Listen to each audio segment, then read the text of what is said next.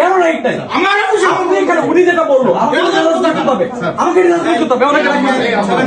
জানানো হয়েছে, আমাকে বলেছে, আমি তোমাকে আমাকে এইভাবে জানানো হয়েছে আপনার সচিব জানাইছে এখানে। হ্যাঁ, আমি 35,000 শিক্ষার্থী প্রতিনিধি স্যার, আমাকে আসতে হবে, আমাকে জাস্ট টাইম আসতে হবে, এখানে শিক্ষকরা আমাকে আসতে হবে। আমি তো এসে আমি জাজমেন্ট আমি করবো না।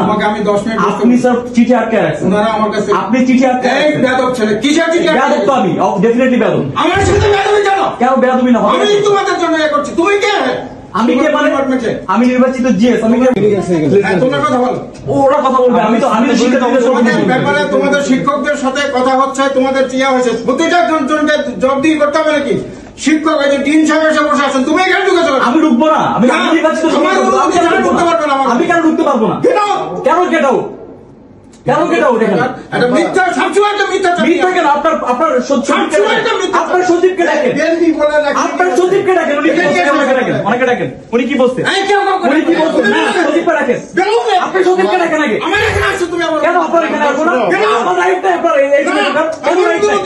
কেন রাইট নাই? আপনি এখানে উনি যেটা বললো আমাকে